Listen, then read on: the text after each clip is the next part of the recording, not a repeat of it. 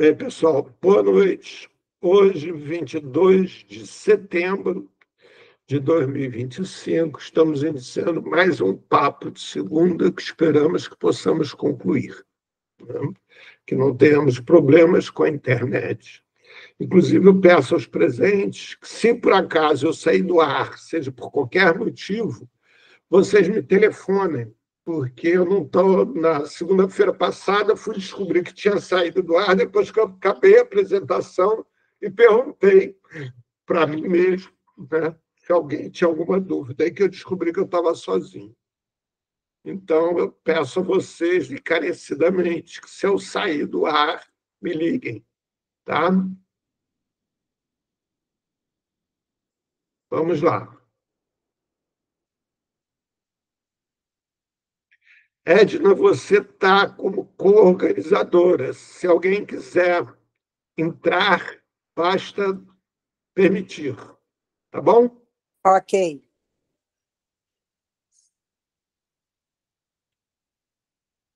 Bem, como observado lá na chamada da gente, né, nos encontros anteriores nós tivemos questões relativas à internet, portanto, não podemos chegar a concluir essa etapa da discussão sobre a questão da população de rua em 2025.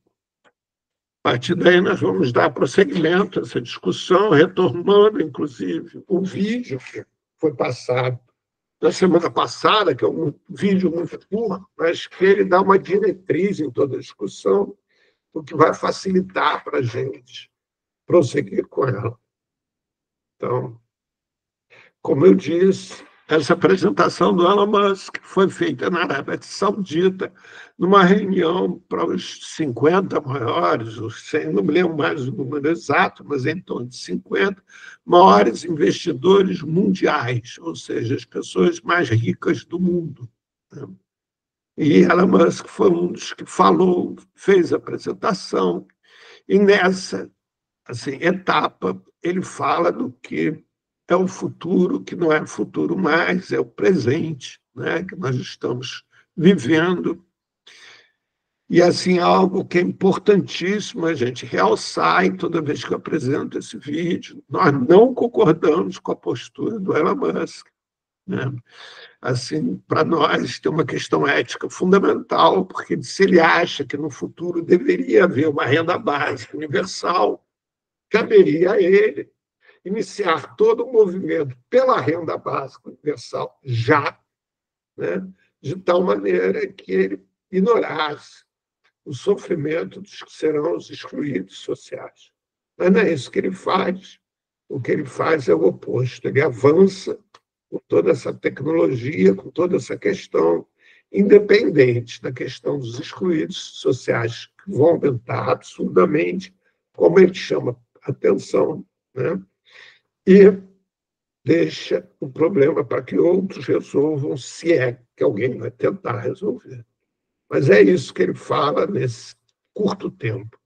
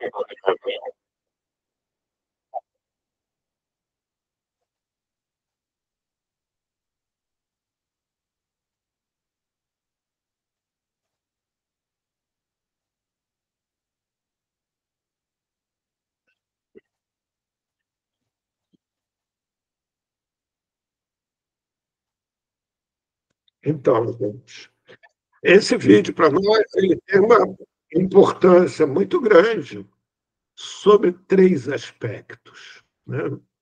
Por quê? Esse vídeo ele é dividido em 3 momentos absolutamente distintos. O primeiro deles é quando ele chama atenção para o momento que está surgindo com a automação das linhas de produção e da automação de todo tipo de serviço que possa ser, na visão dele, repetitivo. Isso a gente vai ver que já é ultrapassado, né? E aí haverá uma substituição em massa de seres humanos por humanoides, por robôs. Numa outra palestra a seguir, ele fala que em 2030 eles estimavam que haverão 1 bilhão de robôs em operação na face da Terra. Isso significa que nós teremos 4 bilhões de postos de trabalho suprimidos. Com isso, inúmeras profissões pura e simplesmente desaparecerão, como a gente verá logo a seguir. Algumas, inclusive, que ninguém conseguiria imaginar, mas que nós vamos ver que já estão sumindo, já estão desaparecendo ou sendo reduzidas absurdamente. E aí ele vai e traz a solução para esse aspecto, ou seja, pura e simplesmente a renda básica cidadã universal, porque dentro do raciocínio capitalista resolve tudo. Ele vai e dá uma renda básica para mim, Paulo Silveira. Eu quero comer, eu vou no restaurante dele e compro a minha comida. Ele tem um lucro e fica rico. Mas, se o Paulo Silveira falar alguma coisa que o Elon Musk não queira escutar, o Elon Musk para de me dar a renda e eu morro de fome. Ele assume um controle absurdo, né, sobre cada um dos cidadãos da face da Terra. E aí ele traz o problema que, para ele, é insolúvel. Porque as pessoas hoje se identificam através da sua função social. Quando alguém pergunta para a Edna, e aí, Edna, quem é você? A primeira coisa que a Edna vai dizer é: sou enfermeira, professora da UERJ.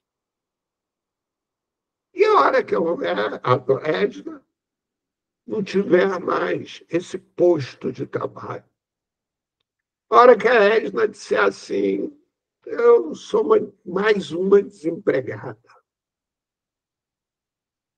Para todos nós que estamos acostumados a nos identificar socialmente através da nossa função social, o que faremos na hora que nós não tivermos mais função social? E aí, ele deixa isso no ar como sendo o maior desafio a ser enfrentado, porque isso já acontece hoje. O consumo de drogas, de substâncias psicoativas, sobe exponencialmente. Todos os índices referentes ao descontrole do ser humano estão ficando alarmantes. Vou dar alguns poucos para vocês. Hoje, existe na face da Terra mais pessoas obesas do que pessoas passando fome. Hoje, no Brasil, em 2024, o índice de suicídio de crianças e adolescentes foi recorde em toda a história do Brasil. E repito, de crianças de 8 aos adolescentes a 16. E são pessoas que não conseguem se perceber como participar da sociedade. Nós temos no Brasil, hoje, 12 milhões de NEMs, pessoas de 15 aos 30 anos que não trabalham e não estudam, que é recorde na nossa história. Isso quer dizer, de novo, que daqui a alguns anos essas pessoas não terão aposentadoria, inserção social, absolutamente nada disso.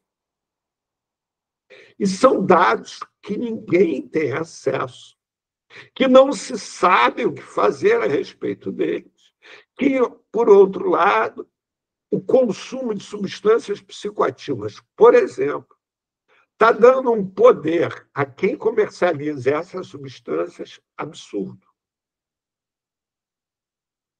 Está dando um poder a essas pessoas a se infiltrarem na sociedade sob todos os aspectos socioeconômicos. E aí, olha só, isso parece que é daqui a muito tempo, né? O futuro de 2030. Não, não é.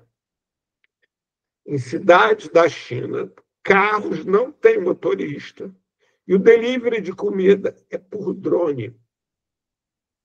Vocês já imaginaram o Brasil, a cidade de São Paulo, cidade do Rio de Janeiro, sem motoristas de aplicativos, sem o pessoal do iFood? Vocês me escutam? Alô?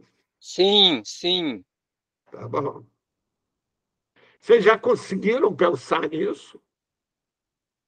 É, vocês acham que está ruim? Eu não.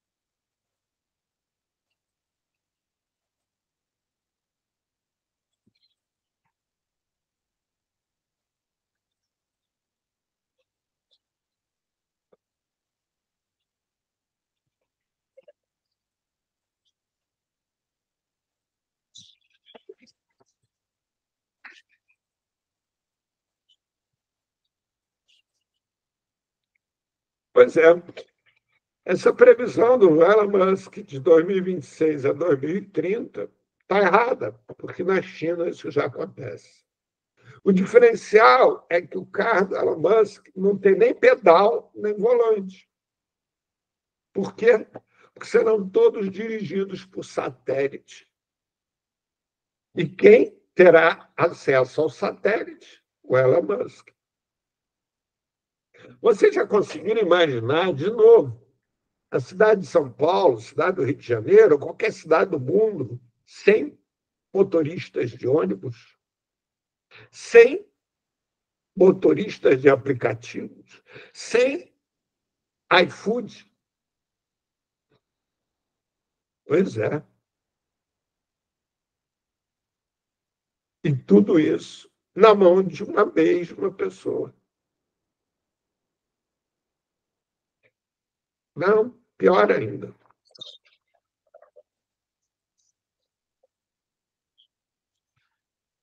Olha só.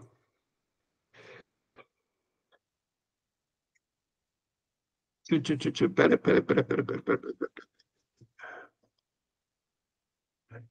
Robôs humanoides saem do laboratório e começam a chegar no chão da fábrica. Veja como funciona. Sabe, essa manchete é referente a quê? A fábrica chinesa que está sendo montada na Bahia. Sabe essa fábrica que tem muita gente comemorando que os chineses estão montando lá na Bahia, com subsídio, inclusive, do governo brasileiro? Pois é, ela vai gerar mais emprego na China do que no Brasil. porque os robôs humanoides serão teleguiados a partir da China, não do Brasil. Além disso, a China inaugura o primeiro hospital de IA do mundo com 14 médicos. Sabe o que significa isso, gente? Que o paciente entra nesse hospital e sai desse hospital sem ter nenhum contato com o ser humano. Inclusive, se precisar fazer cirurgia. Ele entra, faz todos os exames necessários. Se tiver que passar remédio, ele recebe remédio nesse hospital e vai embora para casa, sem ver nenhum ser humano. E se tiver que ir para a cirurgia, ele vai para a mesa de cirurgia, é feita a cirurgia e não vê, nem tem contato com nenhum ser humano. Os seres humanos só ficam atrás da cortina, comandando os robôs para alguma emergência. Parece que está ruim, né? São Paulo tem quase 20 vezes mais imóveis vazios do que indivíduos em situação de rua, segundo o IBGE. Para muitos, isso poderia ser uma solução, né? Colocar quem não tem imóvel morando nesse imóvel. Pois é. Mas esses muitos esquecem que esses imóveis vazios não geram emprego. Esses imóveis vazios representam mais miséria para a cidade de São Paulo. Nós hoje, no Brasil e no mundo inteiro, estamos com o maior índice de vacâncias de imóveis residenciais e comerciais, ou seja, maior quantidade de imóveis residenciais e comerciais vazios. Manter as pessoas com baixo poder aquisitivo, manter as pessoas com baixa capacitação de vivenciar e se relacionar no mundo, nas grandes cidades, é condená-las cada vez mais à miséria. É cada vez mais condená-las ao suicídio que vai chegar uma hora, vai ser interrompido. Por quê? Está aqui, olha. Pela primeira vez na história do Brasil, São Paulo teve mais gente saindo do que chegando. Rio de Janeiro também. Pela primeira vez na história do Brasil, houve uma migração que foi chamada de reversa. As pessoas do Sudeste estão voltando para o Nordeste, por exemplo, para o interior, para o Pará, para o Maranhão e etc.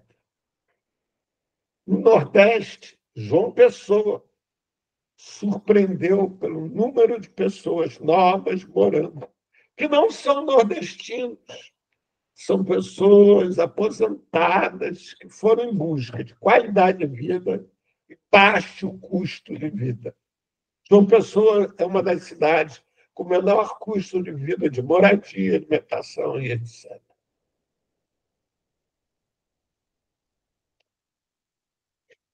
Aí vocês podem pensar, não, mas isso é Brasil, né? O Brasil é um país subdesenvolvido. Isso é Brasil. Pois é, engano.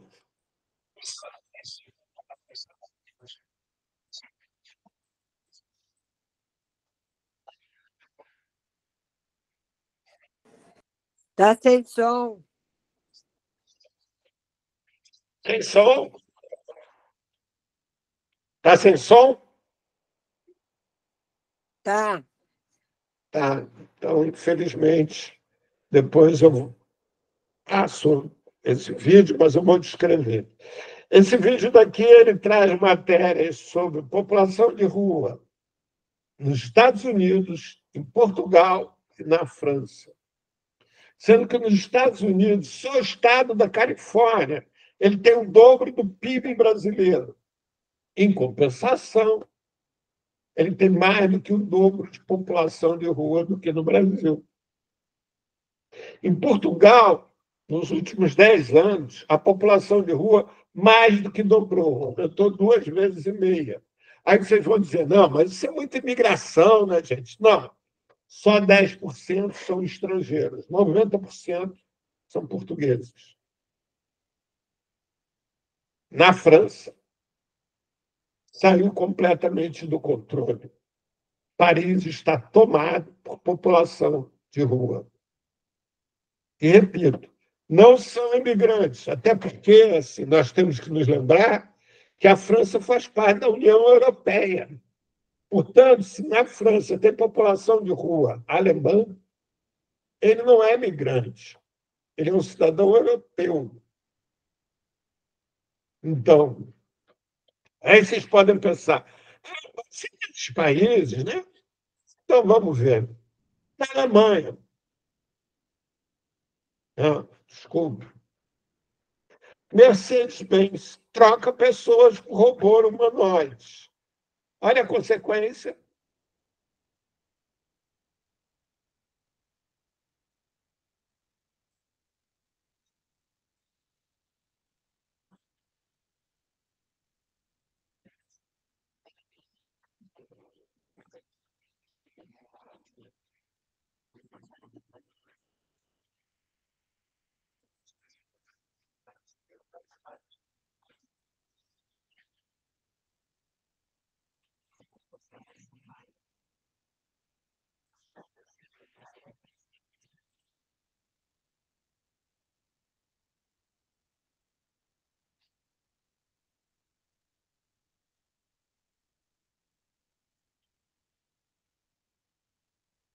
Vocês lembram disso?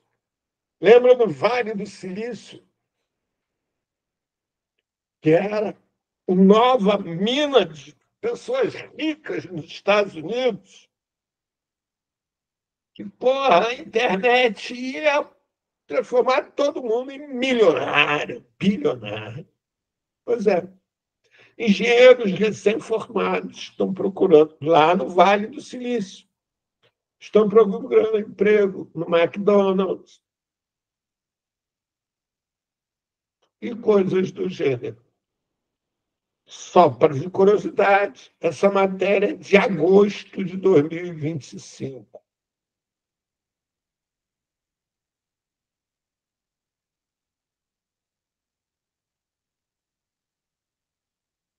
Para quem aqui no Brasil acha que a internação compulsória acontece só aqui, não.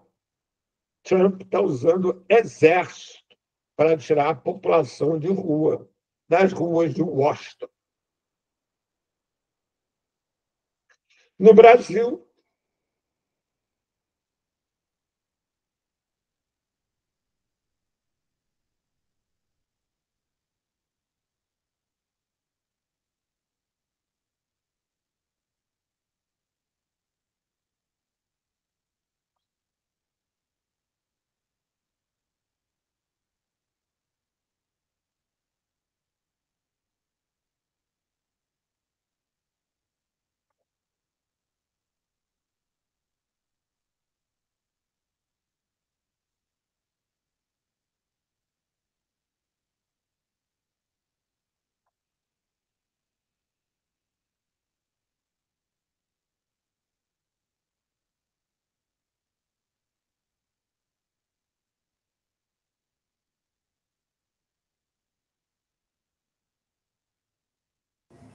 Paulo, o que que ele está falando? Como está sem som, a gente não sabe. oi, O que que ele está falando aí? Porque está sem som. sem som, É, acredito, cara. Porra. Esse daqui é um morador de rua de Niterói, extremamente conhecido em Niterói, porque ele é uma pessoa absolutamente politizada e deu uma aula nesse vídeo sobre a relação da prefeitura de Niterói com a população de rua. Depois eu boto o link de vocês para vocês. Caralho.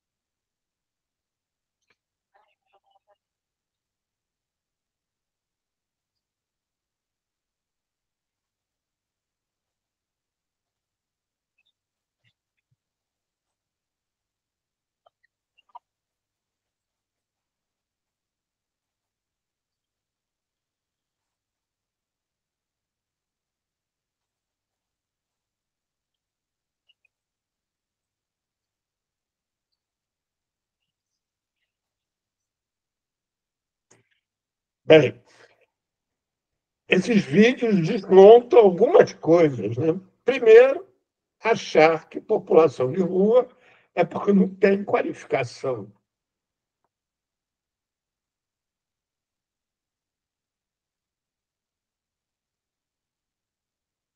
A velocidade de crescimento de população de rua com nível superior é maior do que a de analfabetos, devido à dificuldade que estão tendo se adaptar à vida hoje. São pessoas que passaram a dedicar a vida inteira a estudar e só sabem estudar e cumprir ordens. Como atualmente eles não têm que estudar e não têm quem dê ordens, vão para as ruas. Como vocês viram lá, aquele alemão super preparado, ele não quer retornar para a Alemanha. Por quê? Pelo que vocês viram. A Alemanha também tem população de rua. E o mais interessante é que quando ele pergunta para ele o que falta para ele sair da rua, ele não fala assim um emprego. Não, ele fala um computador e uma sala. Porque ele sabe, com toda a capacidade técnica que ele tem, que isso não é mais suficiente. Hoje, para você conseguir um emprego, você tem que ter capacidade técnica, capacidade de se relacionar, equilíbrio emocional, criatividade, etc, etc, etc, etc, etc. Alguém que já viveu na rua não tem essa capacidade. O equilíbrio emocional dele está permanentemente abalado.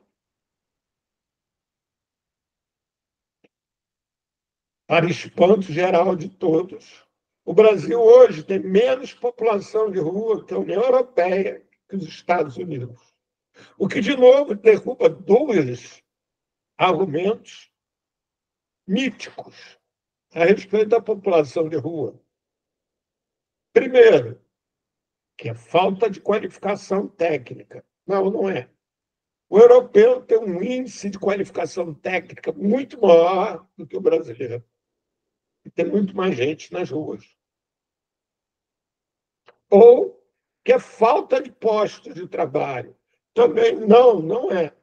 Nós vivemos hoje, no Brasil, 2025, o menor índice de procura de emprego de toda a história do Brasil. E a população de rua cresce assustadoramente.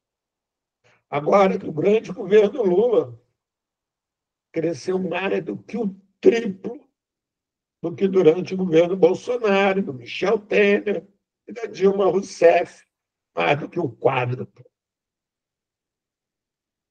Isso falando na velocidade de chegada de família nas ruas no Brasil, de acordo com índice de pesquisa junto com o IBGE.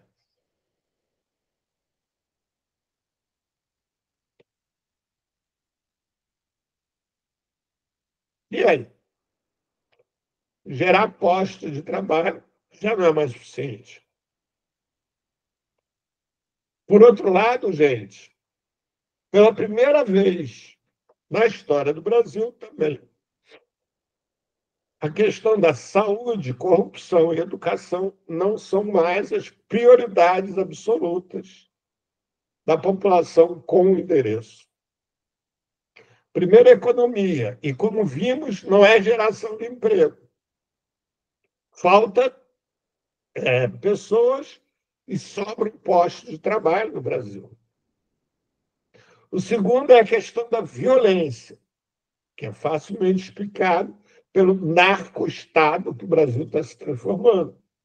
E o terceiro é questão social. Nunca ouvi isso.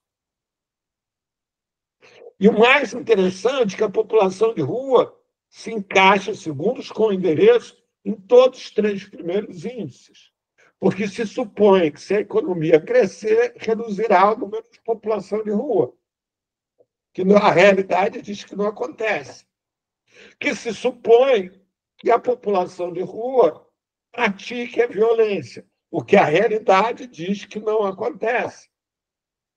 e que se supõe que a população de rua está incluída dentro de questões sociais. Sabedores da importância que hoje esse tema tem, a direita avança.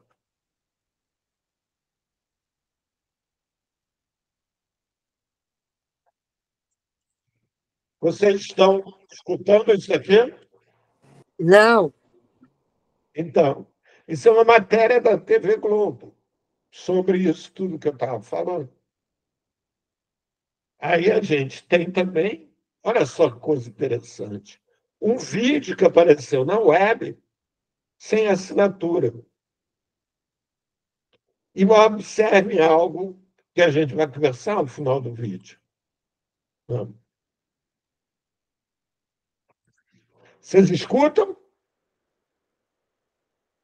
sim, Hein? sim, sim, Paulo.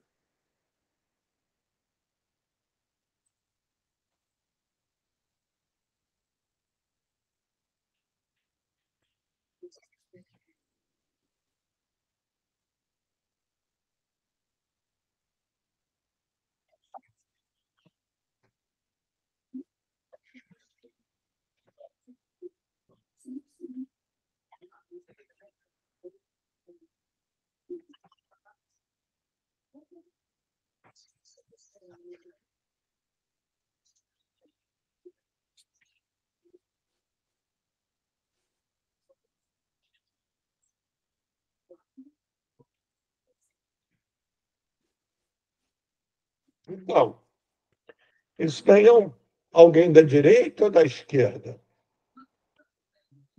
A direita está se aproveitando da demanda da população em geral.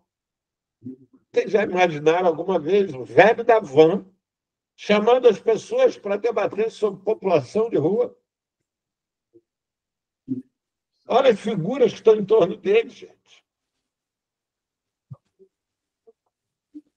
É, mas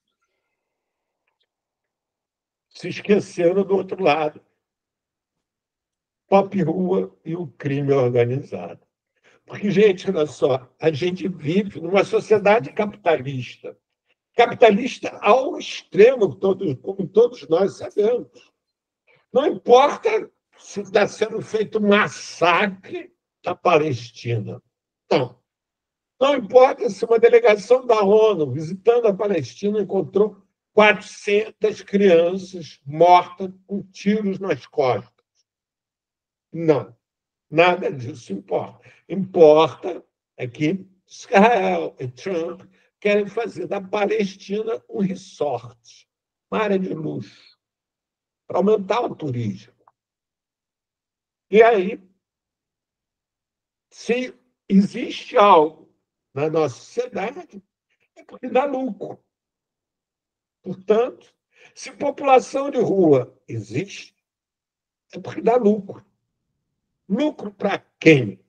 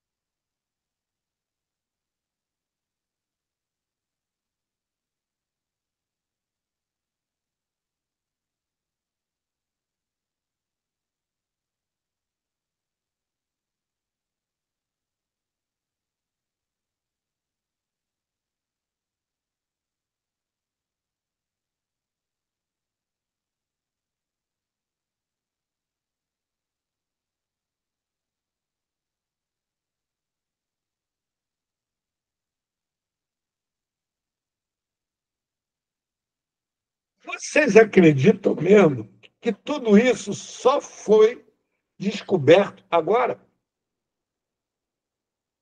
Vocês acreditam mesmo que o poder público não sabia disso e que não existe ninguém envolvido do poder público, só 4 guardas da Guarda Municipal? A PM não tinha ninguém, nada, ninguém sabia disso.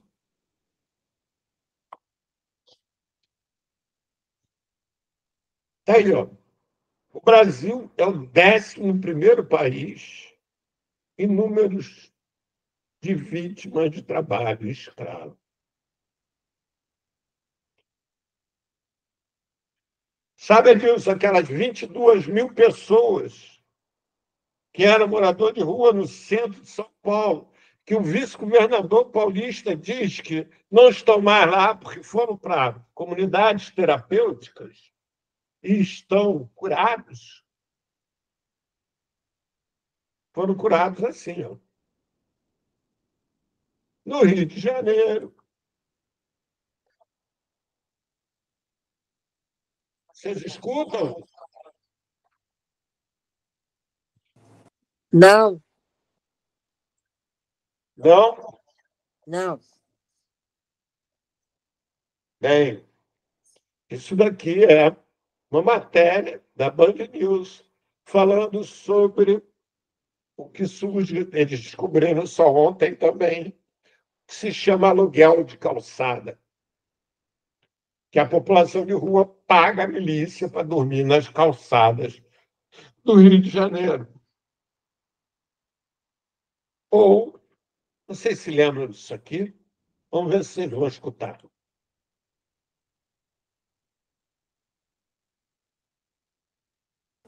Vocês Não, escutam? não, também não.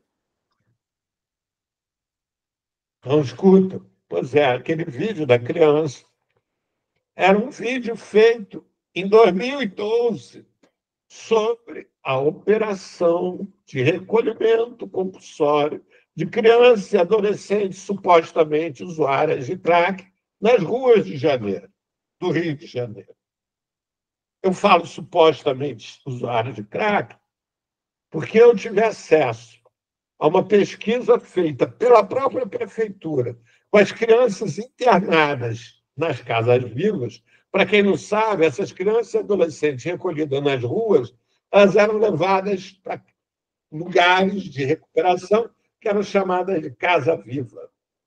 Mas das crianças internadas, repito, só 16% haviam experimentado crack pelo menos uma vez na vida. Repito, só 16% das crianças internadas haviam experimentado. E sabe o que é mais interessante? Que depois daquilo, né, uma das motivações para toda aquela operação, né, era também aquelas matérias que surgiam com muita frequência nas mídias, né, no Brasil como um todo, sobre grupos de crianças e adolescentes em situação de rua que viviam no centro de cidades como Porto Alegre, São Paulo, Rio de Janeiro, Salvador, Belo Horizonte, e etc., praticando pequenos furtos para poderem se manter vivos. Engraçado, né? A gente nunca mais viu isso nas televisões, em mídia alguma. Eu conheço algumas ONGs que fecharam e que trabalhavam com crianças em situação de rua. Nunca mais apareceu. Interessante, né, tudo isso. Porque, assim, o próprio programa do governo federal de ruas visíveis não cita a palavra criança nenhuma única vez. E olha que coisa surpreendente. O tráfico humano é a terceira atividade legal mais lucrativa do mundo. E se vocês sabem no Brasil qual é a estrutura que existe para combater o tráfico humano, existem 3 promotores que voluntariamente trabalham como tráfico humano, além das outras funções que eles têm que cumprir regularmente. Não existe sequer um setor no Ministério Público Federal ou na Polícia Federal dedicado ao combate do tráfico humano. Embora seja a terceira atividade mais lucrativa, segundo a ONU, não é segundo Paulo Silveira, não. É segundo a ONU. A primeira é tráfico de armas e drogas, que na realidade é só tráfico de armas. A segunda, tráfico de petróleo. E a terceira é tráfico humano. É mais lucrativo do que tráfico de ouro, que tudo mais que vocês possam pensar de crime legal.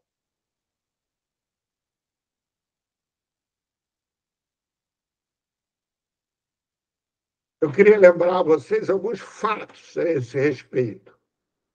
Vocês lembram do Jeffrey Span, desculpa, bilionário norte-americano acusado de tráfico sexual de menores, encontrado morto na prisão. Vocês lembram disso? Vocês sabem quem era o sócio deles? O irmão do rei da Inglaterra, que está contido dentro do palácio de Buckingham, porque ele era sócio do Jeffrey Epstein. Está condenado no Tribunal da Bélgica para não ser preso, está dentro do Palácio de Buckingham. Mas isso é só também. Crianças e adolescentes escravizadas para plantar maconha no Reino Unido. Engraçado que não encontraram nenhuma loura de olhos azuis lá. Irmão do ex-governador, garotinho, é preso por exploração sexual infantil em Campos, que foi solto em seguida e assumiu a cadeira dele para deputado federal e nunca foi preso, porque a Câmara Federal não deu autorização para ele ser preso. Podia citar inúmeras. O mais interessante é que se cita de uma forma vaga, mas ninguém citou qual era o caderninho do telefone de Jeffrey Epstein. Só o Elon Musk, quando estava brigando com o Trump, que citou que o Trump era amigo íntimo do Jeffrey Epstein. Também já saiu uma notinha pequena, falando que o Bill Clinton, ex-presidente dos Estados Unidos, era frequentador assíduo. Essas crianças e adolescentes escravizadas para plantar maconha no Reino Unido, nunca ninguém soube quem era o dono da plantação. Nem onde eram essas plantações. Sabe-se que é o Reino Unido. O Reino Unido é composto de Inglaterra, Irlanda do Norte, Austrália, Canadá. Mas não fala. O irmão do garotinho, ele mantinha uma casa com crianças sendo exploradas sexualmente, todas crianças em situação de rua.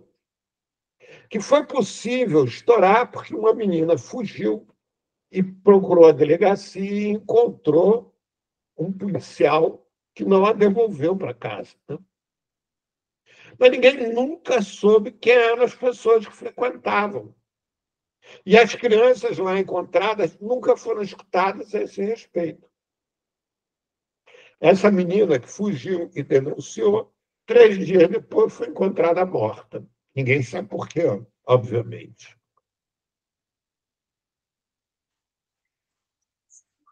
Peraí, gente.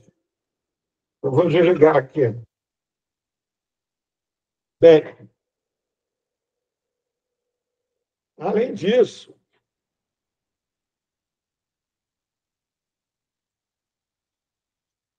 a gente não ficar falando o tempo todo só porque a gente discorda. Nós, do Observatório, elaboramos uma proposta que não é uma proposta só para o Brasil, é universal, né? Que é desenvolver e implantar um programa que promova a inclusão social a partir da geração de novos postos de trabalho com alta produtividade social. Esse termo, produtividade social, foi cunhado pelo próprio observatório. Bem, o que significa isso? Significa que tenha baixo uso de tecnologia, de tal maneira que, independente das características individuais da pessoa, ela tenha um espaço para trabalhar, que tenha alta relevância social. Lembre-se que nós não estamos interessados no produto que vai ser fabricado. Nós estamos interessados em resgatar cidadãos, fazer com que as pessoas recuperem a sua cidadania e tenham consciência de seus direitos e deveres para com a sociedade.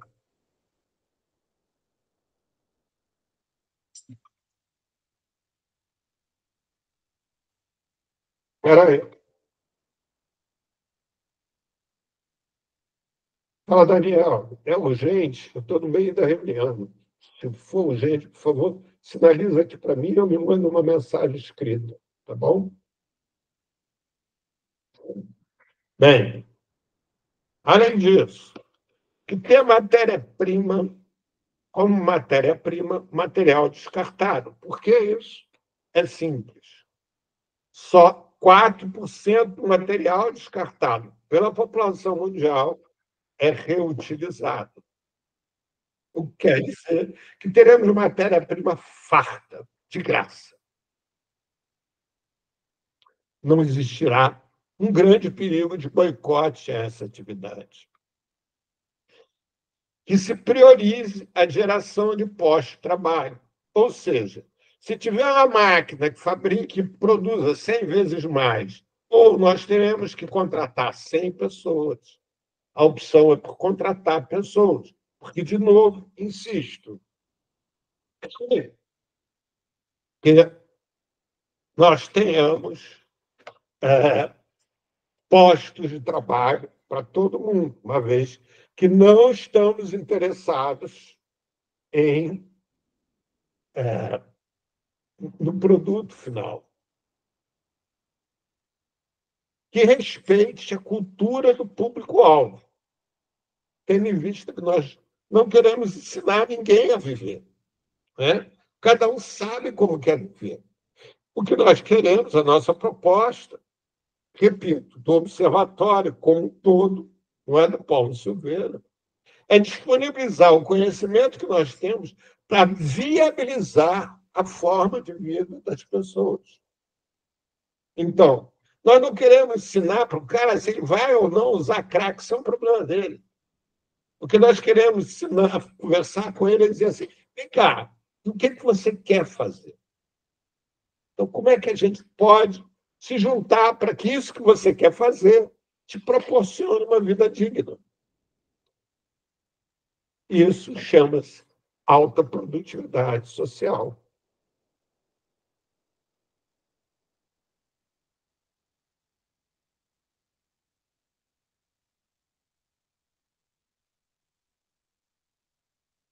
Ah, conseguimos chegar ao final? Que mistério, que coisa!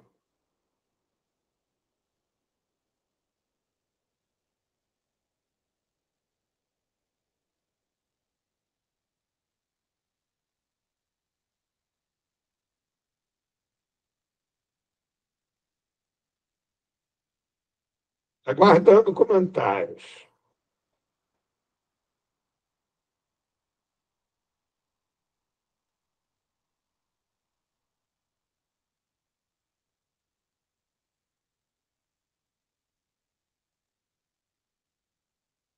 Edson, Adilson, Esther. Então, parabéns pela apresentação.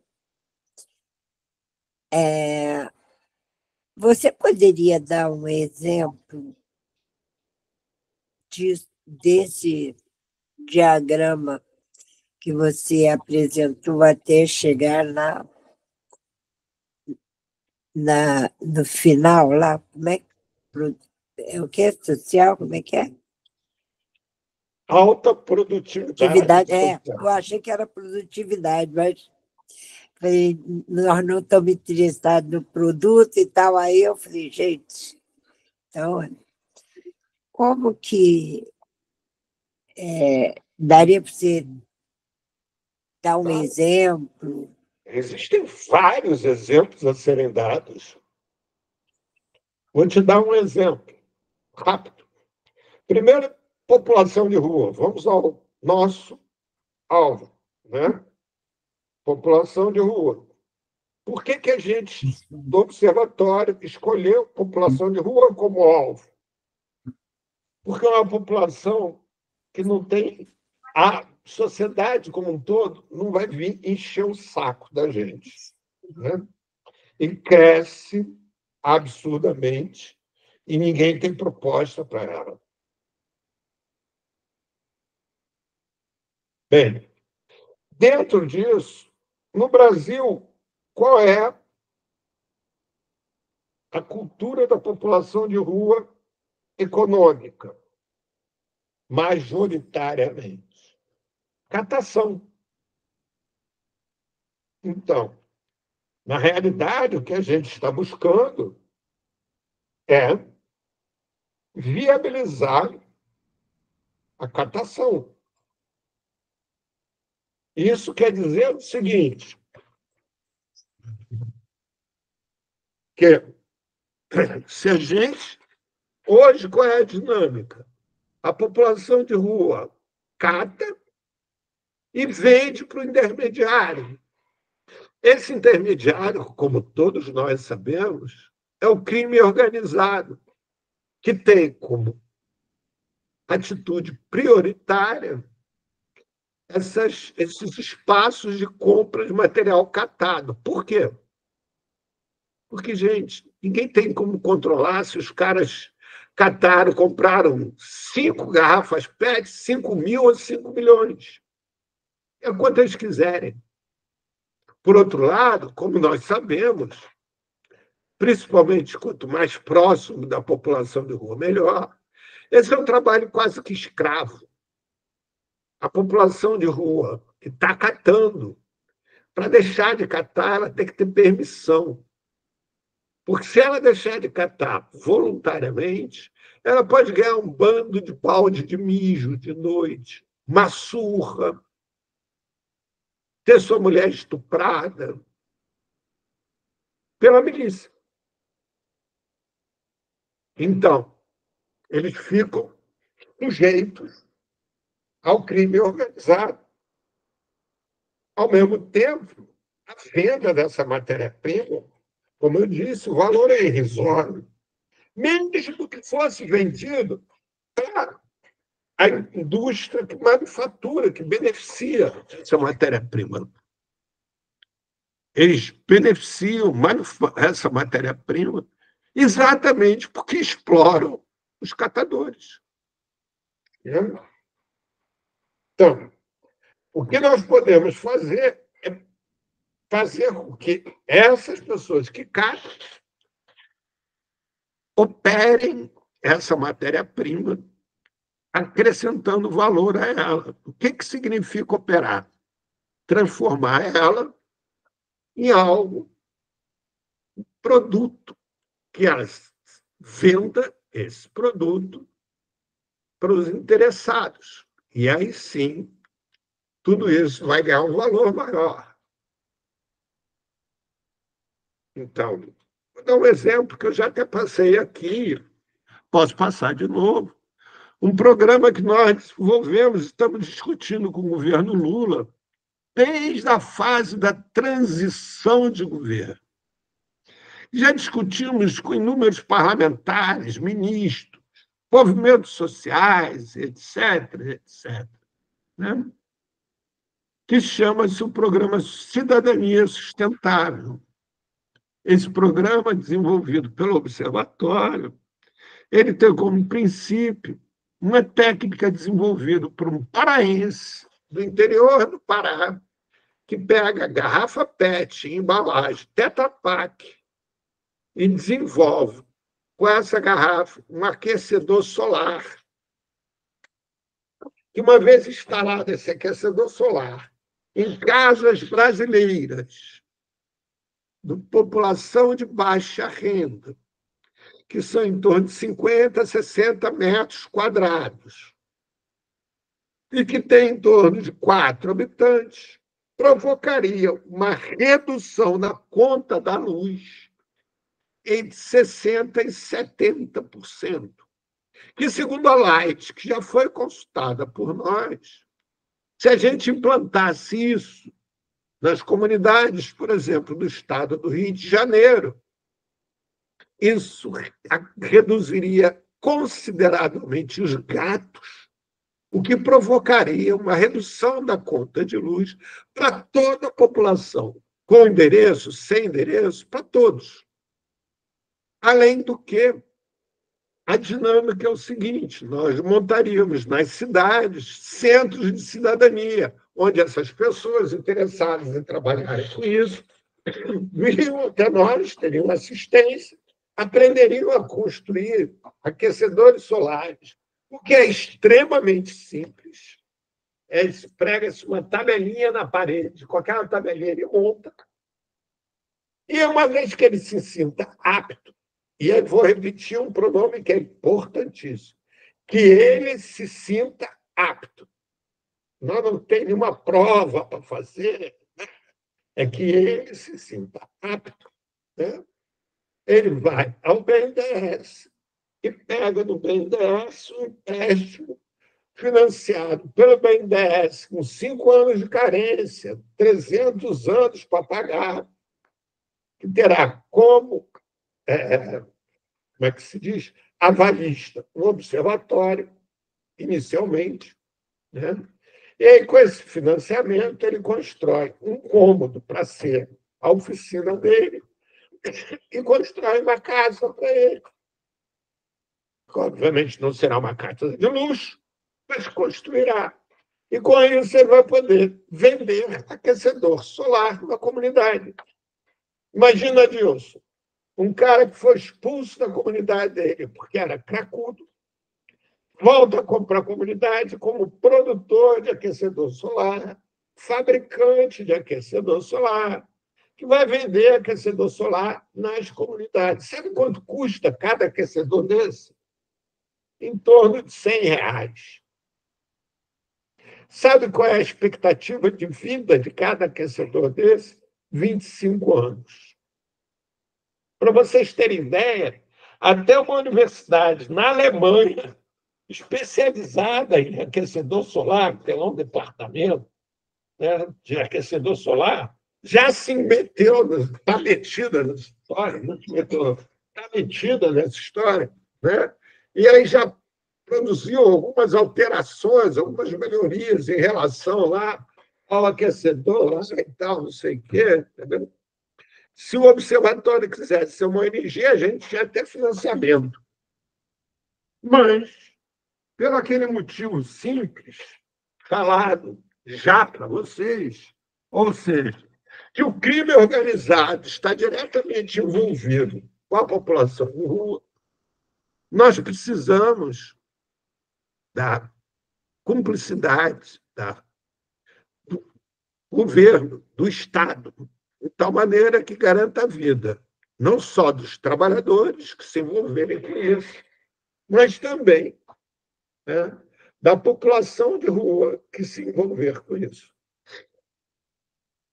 E a gente não consegue. Não consegue sequer apoio dos movimentos sociais que dizem que representam a população de rua. Sabe qual é a pergunta que a gente escutou de alguns supostos líderes? E eu, quanto ganho com isso?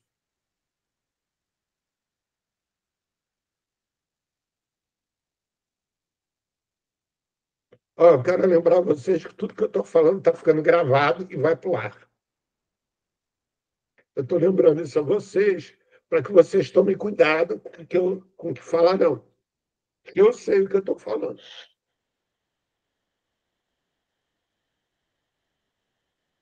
Mais alguém tem alguma coisa para perguntar? Sim, Edna, só para completar.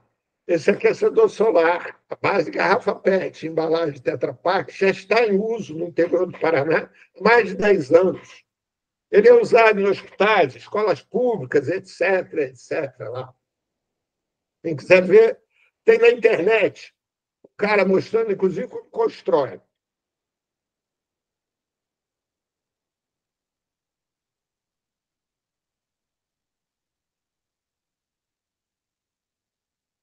Adilson?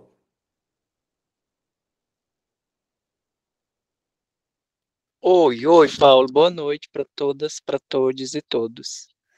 Sou Adilson, estou falando aqui da Zona Leste, capital, São Paulo. Então, quero fazer um comentário sobre esse vídeo do Elon Musk e o Donald Trump, né? E essa questão também do uso de chip da Neuralink, né? Deles, das empresas Tesla, né? Nas pessoas, chip cerebral. Ela tem várias propostas, uma de melhorar a inteligência, de desenvolver habilidades, tanto... Adilson, olha só. Oi, Esses comentários seus, como sempre, são muito importantes. Mas hoje nós temos um foco.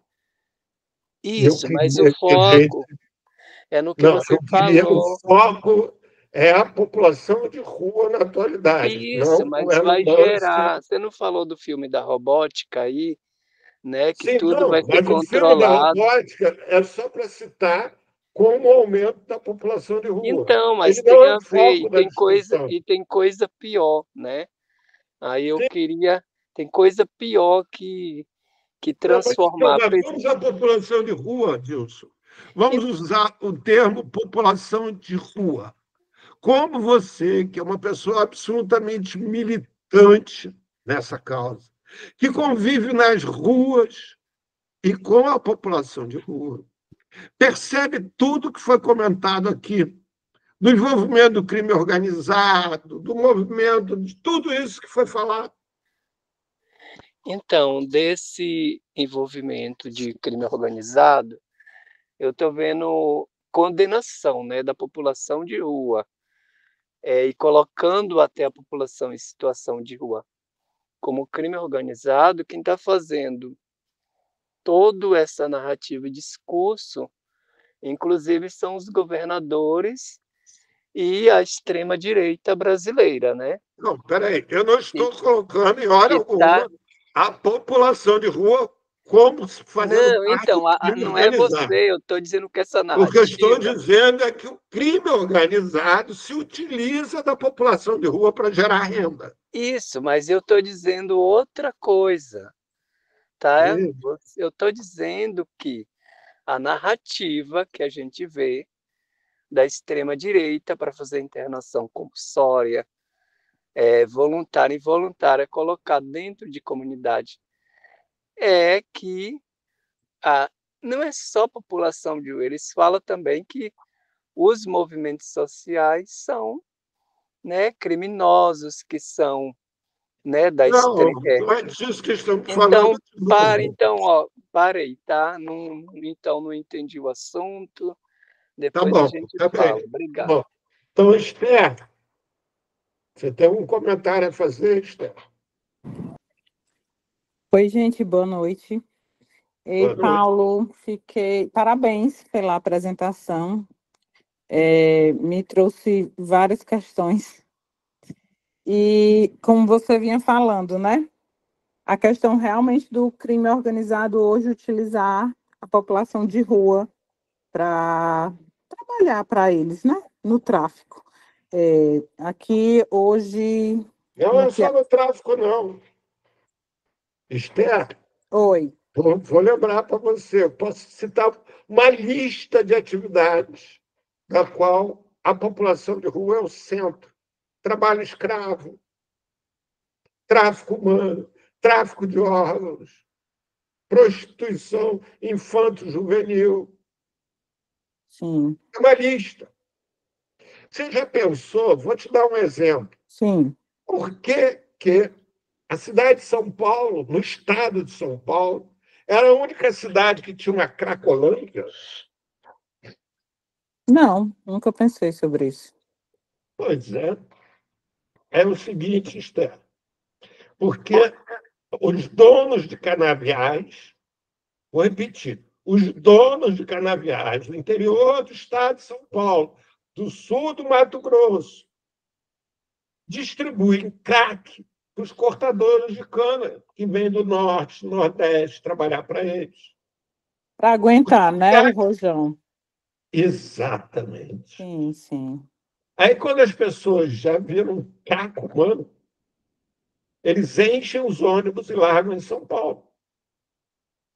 Você reparou que nunca ninguém falou sobre a origem dessas pessoas? Nunca ninguém investigou isso? Não, e tem alguma comprovação, Paulo, nisso? Não entendi. Tem alguma comprovação, tem algum É estudo, tem só você alguém falando? conversar com o usuário de crack lá que você vai perguntar, faça uma pergunta simples. De onde você veio? Você nasceu em São Paulo? Onde você experimentou pela primeira vez o crack? Ou vocês podem perguntar também aquelas inúmeras ONGs que trabalhavam com os usuários de crack da Cracolândia. Sim. É fácil. Eu Eu não, só queria saber. eu não sou do estado, né, de São Paulo, eu sou do Piauí. E aqui a gente tem outra realidade, né? Eu acredito que sim. Pois é. E é bem diferente, né, Paulo?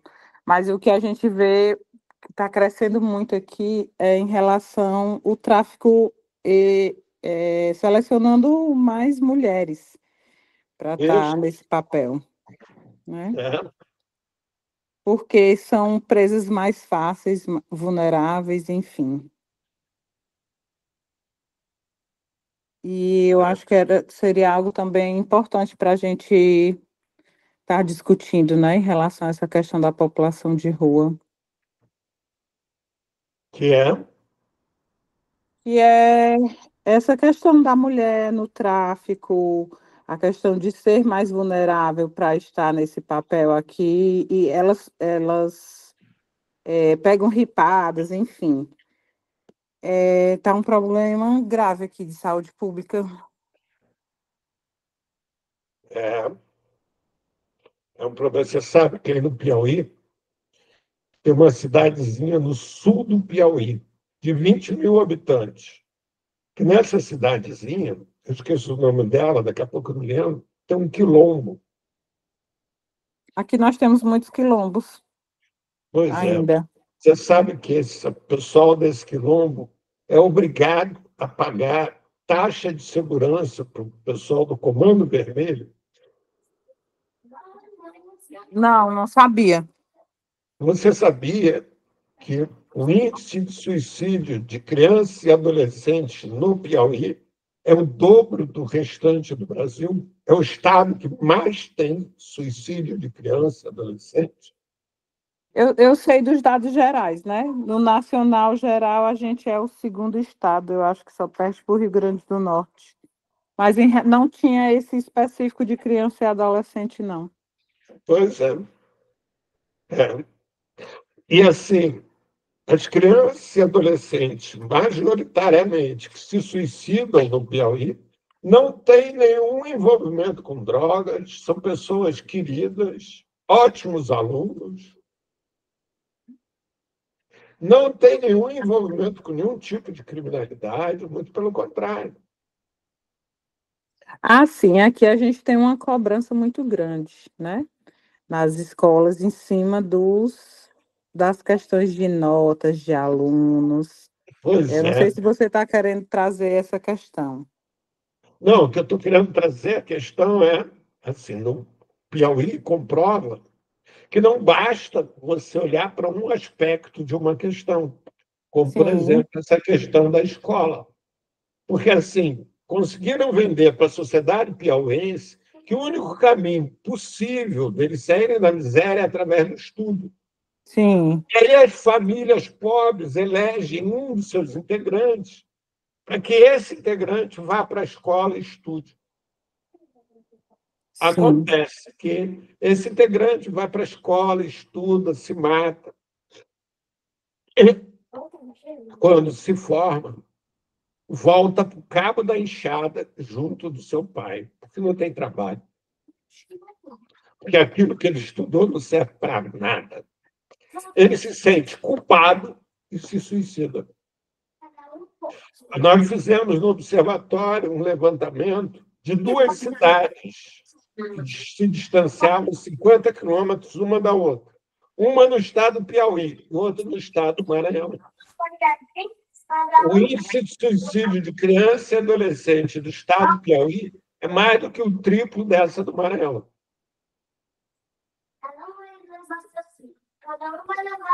Esse estudo foi publicado, Paulo? Não, esse estudo foi proibido. Uhum.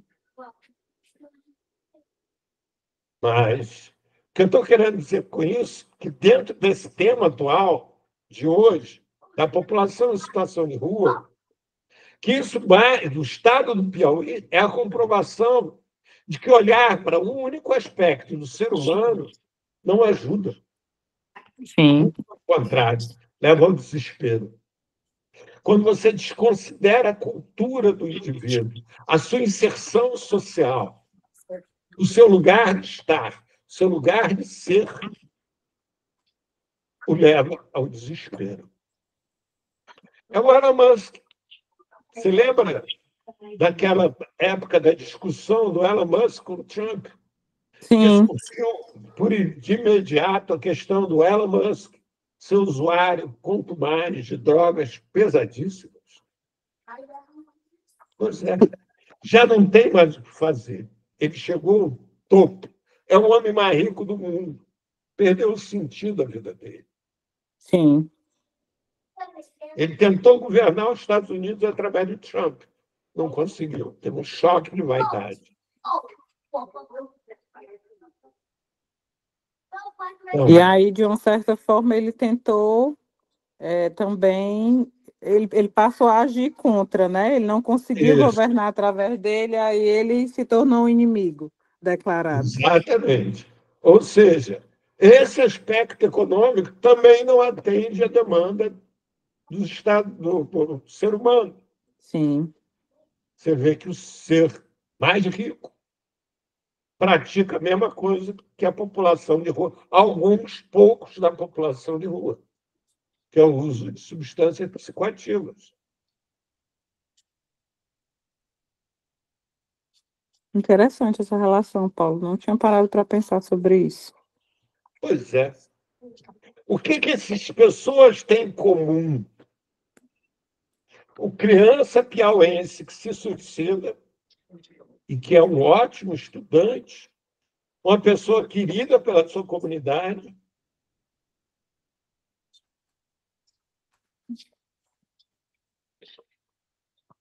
O Elon Musk, o homem mais rico do mundo, e um integrante da população de rua.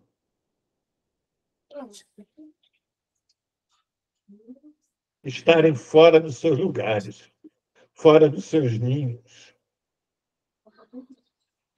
desprotegidos, tendo que enfrentar a vida sozinha, sem cúmplices, sem solidariedade. Como nós vemos atualmente, não é a bomba atômica que governa o mundo.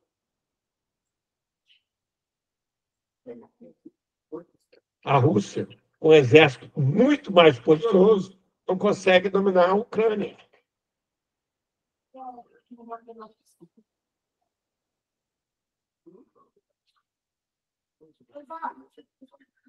E o que é que domina, Paulo? O que nós três, nós quatro, fazendo aqui agora. Você já leu um livro?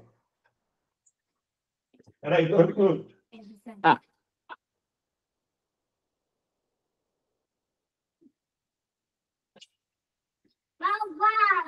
Noam Chomsky. Quem manda no mundo? Vocês já leram isso? Não. De quem é o autor? Quem Noam é? Chomsky. Noam Chomsky. Eu vou botar depois lá no grupo. Tá bom, por favor. Assim, o Noam Chomsky faz parte do observatório também. Por isso que eu estou citando. Sim. Que a gente debate, já debateu isso. Então, quem domina o mundo é o dinheiro, pelo aspecto material. E pelo aspecto humano, a solidariedade. Nós somos a espécie mais fraca da face da Terra, Esther. Sim. O que nos garante a sobreviver. Não existe nenhuma outra espécie que a sua cria seja tanto tempo dependente como acontece com o ser humano. Nenhuma outra espécie teve a sua cria dependente durante anos dos seus progenitores. O que nos garantiu a sobrevivência enquanto espécie foi a solidariedade.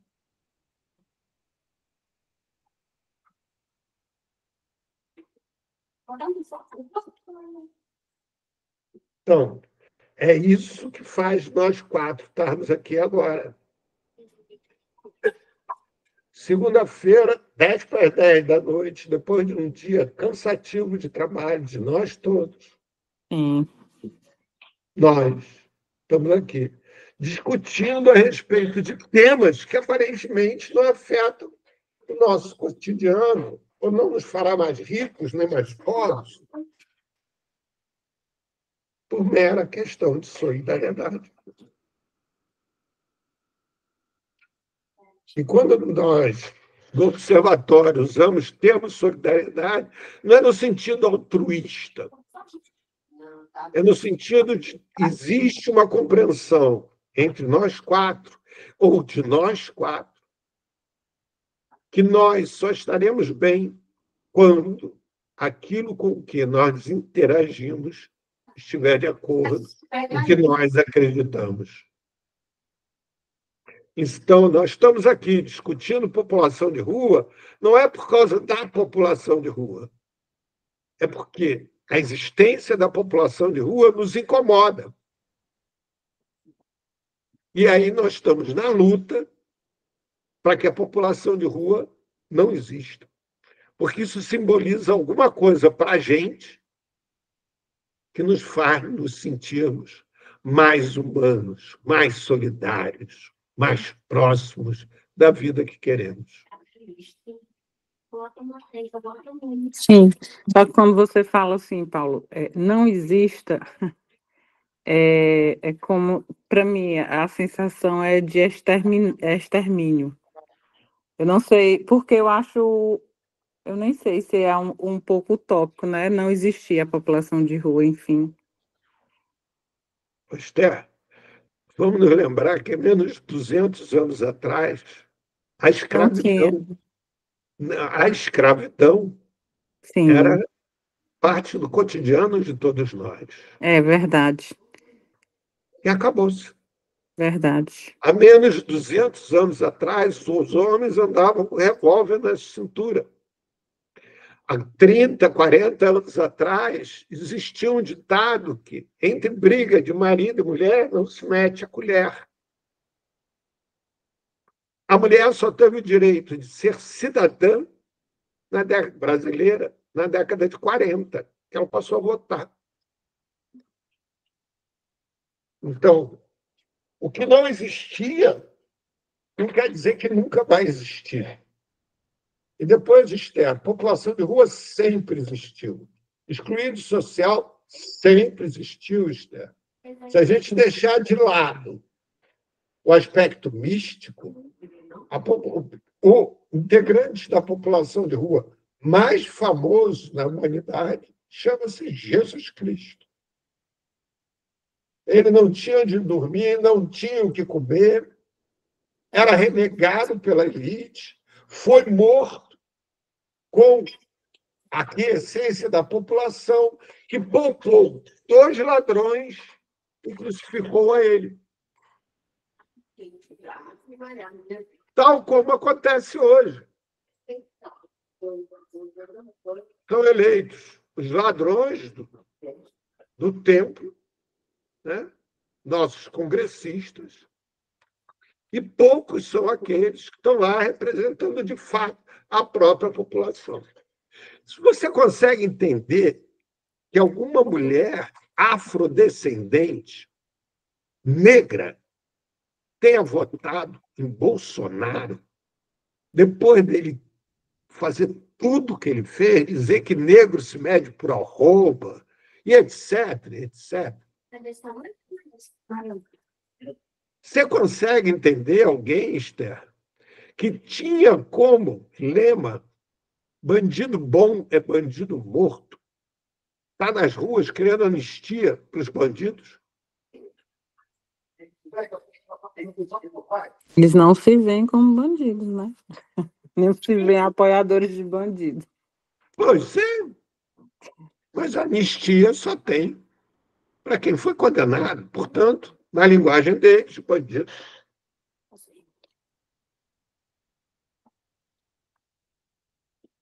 Entendeu? Sim, Essa é a sim. espécie humana, Esther. Realmente, é porque não parei para pensar realmente há 200 anos atrás, né? O que a gente tinha, a diferença de tem hoje. Realmente dá para a gente pensar e sonhar com esse dia em que a gente não vai ter mais população de rua. Não, população de rua só não. Excluídos sociais. Não se esqueça nunca, Esther, que existem 12 milhões de NEMs no Brasil. População de rua são 500 mil. Existem 100 milhões de pessoas no Brasil que moram inadequadamente. Sim. Então, a luta não é por não ter população de rua. A luta é por não ter excluído social.